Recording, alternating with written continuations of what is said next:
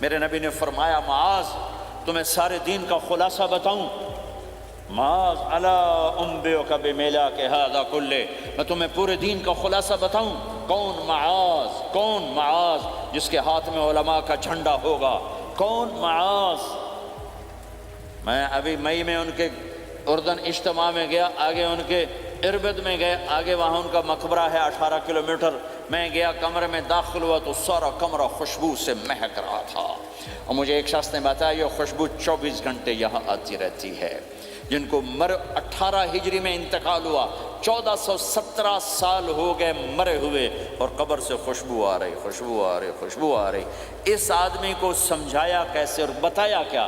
معاذ تمہیں سارے دین کا خلاصہ بتاؤں؟ کہا جی بتائیں۔ تو آپ نے یوں کیا،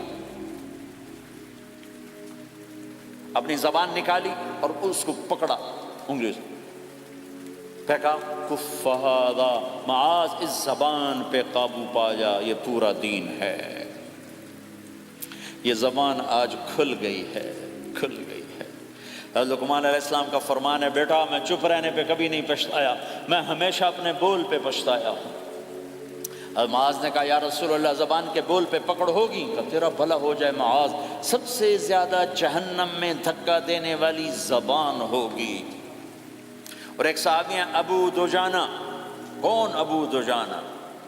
السابقون الاولون من المہاجرین والانصار، اس میں پہلی صف کے صحابہ۔ کون ابو دجانہ؟ جب آپ حج پر گئے تو اپنی جگہ مدینے کا امیر ابو دجانہ کو بنایا۔ ابو دجانہ حج میں شریک نہیں ہوئے، کہ آپ نے اپنی جگہ ان کو اپنا نائب بنا کے وہاں کھڑا فرمایا، ابو دجانہ میری جگہ پر مدینے کا امیر ہے، یہ وہ ابو دجانہ ہیں۔ کون ابو دجانہ؟ جو جنگ بدر سے لے کر آخری حج تک ہر سفر میں شریک ہیں، ہر سفر میں شریک ہیں۔ ان کی ایک بات میں بتانا چاہتا ہوں، پہلے تھوڑی سی ان کی ہسٹری بتانا چاہتا ہوں۔ کون ابو دجانہ؟ احد کی جنگ میں آپ نے تلوار اٹھائی، کہ اس تلوار کو کون لے گا؟ کئی صحابہ کھڑے ہو گئے۔ آپ نے کہا اس تلوار کا حق کون ادا کرے گا؟ سارے بیٹھ گئے، 3 آدمی کھڑے رہے، ایک زبیر بن عوام، ایک عمر بن خطاب، ایک ابو دجانہ۔ ان کا نام ہے سماک بن خرشنہ، سماک بن خرشنہ ان کا نام، ابو دجانہ سے مشہور ہے۔ تو آپ نے تلوار نہ عمر کو دی، نہ زبیر کو دی، ابو دجانہ کو دی تھی۔ تو عمر رضی اللہ عنہ نے تو محسوس نہیں کیا، حضرت زبیر نے محسوس کیا کہ اس کو کیوں دی، مجھے کیوں نہیں دی؟ میں مہاجرین میں سے ہوں، میں پھوپھی کا بیٹا ہوں، میں اس سے دلیری میں کم نہیں ہوں، بلکہ حضرت زبیر کی دلیری کی تو دھاک تھی، جدھر سلوار چلتی تھی کاٹتی چلی جاتی تھی، کہنے کہ میں دیکھوں گا یہ کیا کرتا ہے۔ تو ابو دجانہ کے پیچھے پیچھے زبیر ہو لیے۔ تو ابو دجانہ نے جو حملہ کیا تو 3000 کا لشکر تھا، اس کو چیر کے پار نکل کے، پورے لشکر کو کاٹ کے پار نکل کے، اور آگے عورتیں کھڑی تھیں جو مکے کے لشکر کو تیار کر رہی تھیں۔ نحن بنات طارقی نمشی علی النمارقی مشی القتل بوارقی المسک فی المخالقی المسک فی المفارقی والدر فی المخالقی ان تقبلوا نعانقی وتدبروا نفارقی فراق غیر وامقی، یہ گانا گا رہی تھیں اور ان کو تیار کر رہی تھیں۔ تو جب ابو دجانہ کی تلوار نظر آئی تو سب بھاگی، ہندا پکڑی گئی، تو آپ نے یوں اپنی تلوار ہندا کے سر پر رکھی، انہوں نے چیخ ماری، تلوار ہٹا لی۔ تو زبیر پیچھے پیچھے کہ یہ کیا کیا ہے؟ جنگ میں اگر کوئی عورت حصہ لے اسے مارنا جائز ہے، ویسے جائز نہیں ہے، عورت کو، بچے کو، بوڑھے کو ہاتھ لگانا جائز نہیں ہے۔ تو انہوں نے کہا تلوار کیوں نہیں چلائی؟ کہا میرے محبوب کی تلوار ہے، عورت کے خون سے رنگین کر کے اس کی شان نہیں گھٹانا چاہتا، یہ میرے نبی کی تلوار۔ پھر واپس ہوئے، پھر اٹیک کیا اور پھر مجمع کو چیر دیا۔ سامنے ایک آدمی آ رہا تھا ہاتھی کی طرح، اتنا لمبا موٹا تازہ۔ تو زبیر کہنے لگے میرے جی میں آیا کبھی اس کی ٹکر ہونا، پھر میں دیکھوں ابو دجانہ کیا چیز ہے۔ تو اللہ کا کرنا ایسا ہوا، ابو دجانہ دونوں آمنے سامنے ہو گئے۔ تو وہ ایسے شاہ سوار تھے کہ دونوں طرف کے لشکر ذرا تھم گئے اور وہ دونوں بھڑ گئے۔ ابو دجانہ کے اپنے جوہر، اس پہلوان کے اپنے جوہر، غبار اٹھا، مٹی اٹھی، اور اس کی اپنی طاقت، ان کی اپنی طاقت، انہوں نے ابو دجانہ کو اس نے زخمی کر دیا۔ ابو دجانہ نے جو جوش میں آ کے ماری تلوار، اس کو لگی یہاں، تو اتنی طاقت سے لگی کہ اس کے نیچے اتر کر 2 ٹکڑوں میں تقسیم کر دی، ماری تو ایک حصہ ادھر ایک حصہ، پھر یوں دیکھا اور اپنے چہرے سے لوہے کی ٹوپی اتاری، کما ترا انا ابو دجانہ، کیا دیکھ رہے ہو، میں ہوں ابو دجانہ، تلوار صحیح لی ہے میں نے، غلط نہیں لی، یہ ابو دجانہ ہیں۔ اور جب شکست ہو گئی احد کی جنگ میں، اور پھر 10-12 آدمی نے آپ کو گھیرے میں لیا ہوا تھا، ان میں ایک ابو بکر تھے، عمر تھے، علی تھے، طلحہ تھے، زبیر تھے، سعد بن ابی وقاص تھے، اور سہل بن حنیف تھے، عبادہ قتادہ بن نعمان تھے، اور ابو دجانہ تھے رضی اللہ تعالی عنہم، ان میں سے ایک ابو دجانہ بھی تھے۔ اور یمامہ کی جنگ میں ابو دجانہ شہید ہوئے، یمامہ کی جنگ میں شہید ہوئے۔ یہ ابو دجانہ کی تھوڑی سی سیرت آپ کے سامنے آئی ہے۔ اس کے بعد اب آپ ان کے قول کو سنو تاکہ اس کا وزن آپ کے سامنے آئے۔ یہ بدر کے شریک ہیں، اللہ کے نبی نے کہا بدر کا صحابی جو مرضی کرے بخشا گیا۔ یہ صلح حدیبیہ کے شریک ہیں، اللہ نے قرآن میں کہا لقد رضی اللہ، میں ان سے راضی ہو گیا۔ یہ صحابی ہیں، اللہ نے کہا کلا وعد اللہ الحسنی، اے میرا نبی تیرے ہر صحابی کے لیے جنت کا وعدہ ہے۔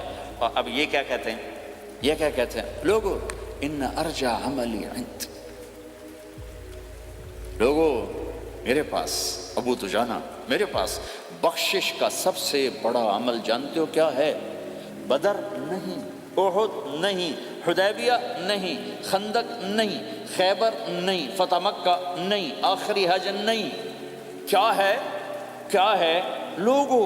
ان ارجع عملی عندی، میرے پاس آخرت میں بخشش کا سب سے بڑا عمل بس ایک ہے کہ ما آذیت احدا بلسانی، میں نے اپنی زبان سے کبھی کسی کو دکھ نہیں پہنچایا، ولا اجد فی قلبی غلا لاحد، اور میرے دل میں کسی کے لیے بغض کوئی نہیں ہے، بس یہ میری بخشش کا عمل ہے۔ تو بھائیو، نبی کے اخلاق میں 2 چیزیں لے لو، ایک زبان سے کسی کو دکھ نہ دو، ایک دل میں کسی کا بغض نہ رکھو۔ اللہ کی قسم بغیر حساب کتاب کے جنت میں جاؤ گے۔ بڑے بڑے جنید بغدادی اور بڑے بڑے معرفت والے تمہیں دیکھتے رہ جائیں گے، تمہاری رفتار اتنی تیز ہوگی کہ تمہیں وہی پکڑ سکے گا جس کا یہ 2 عمل تم سے زیادہ اچھا ہوگا۔ جس روڈ پہ رش ہوتا آپ وہاں سے گاڑی ہٹا لیتے ہو، ادھر نہیں جانا، ادھر رش ہے، وہ سائن وغیرہ آپ کو آ جاتے ہیں کہ بھائی ادھر بلاک ہے، ادھر نہیں جانا، ادھر جانا ہے۔ تو جہاں روڈ پہ رش ہوتا ہے تو قیمتی سے قیمتی گاڑی کی رفتار بھی آہستہ ہو جاتی ہے، اور جہاں روڈ خالی ہوتا ہے تو پرانی گاڑی بھی بھاگے جا رہی ہوتی ہے۔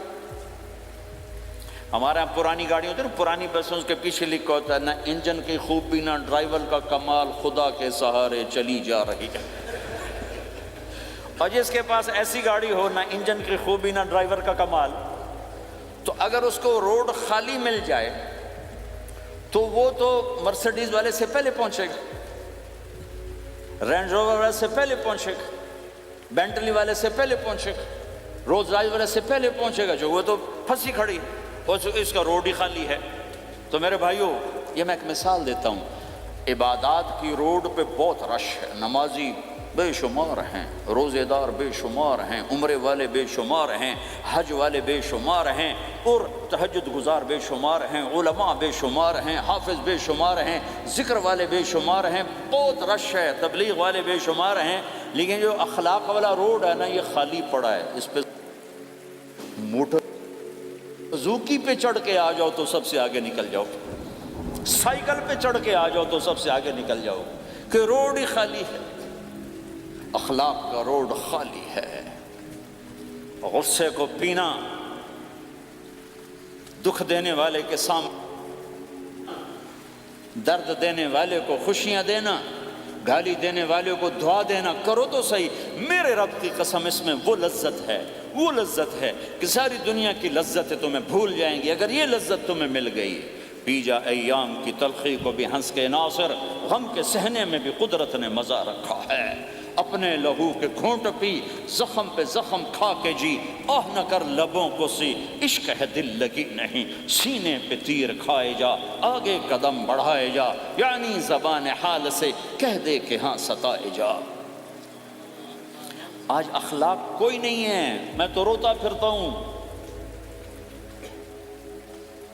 تبلیغ میں نکلو نکلو نکلو، خانقاہوں میں ذکر ذکر ذکر، اور مدرسوں میں فقہ فقہ فقہ۔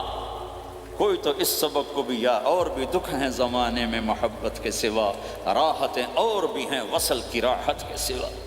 جس دن امت کے اخلاق زندہ ہوئے، آپ اسلام کی بہار دیکھو گے۔ اگر اپنے گھر میں خوشیاں لانا چاہتے ہو تو اللہ کی قسم بڑے گھر سے نہیں آئے گی، کوئی 5 لاکھ پاؤنڈ کی گاڑی سے خوشی نہیں آئے گی، کوئی بہت بڑا عالی شان بنگلہ بنانے سے خوشی نہیں آئے گی، تمہارے اخلاق سے گھر میں خوشی آئے گی۔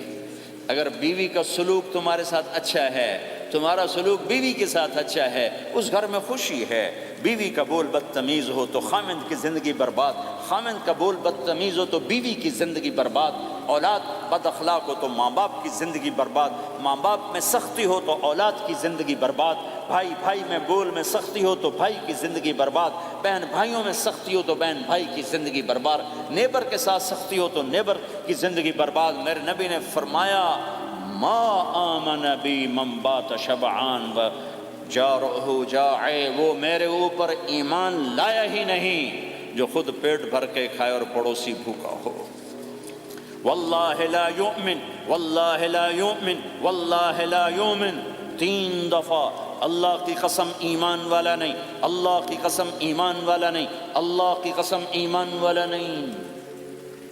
کون یا رسول اللہ؟ الذی لا یأمن جارہ بوائقہ، جو پڑوسیوں کو تنگ کرے وہ ایمان والا نہیں ہے۔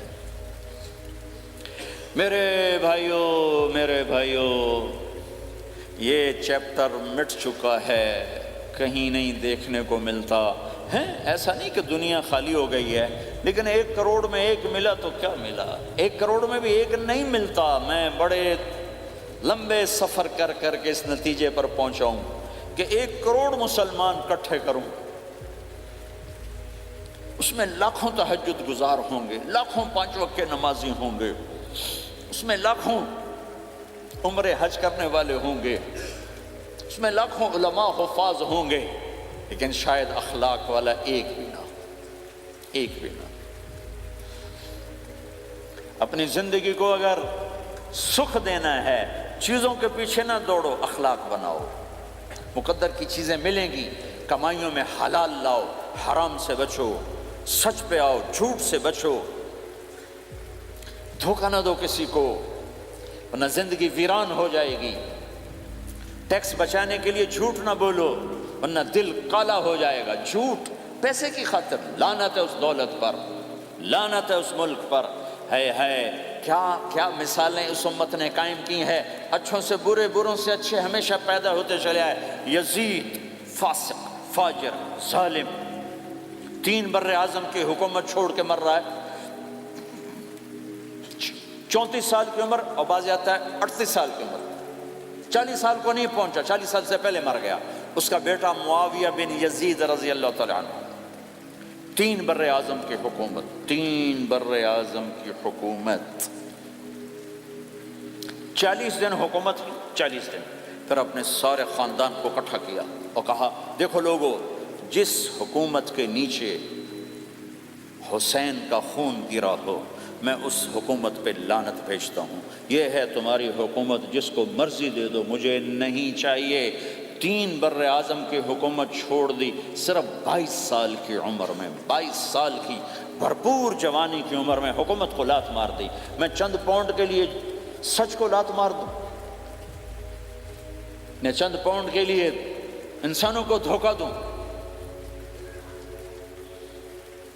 تو بھائیو سچ کے عادی بنو۔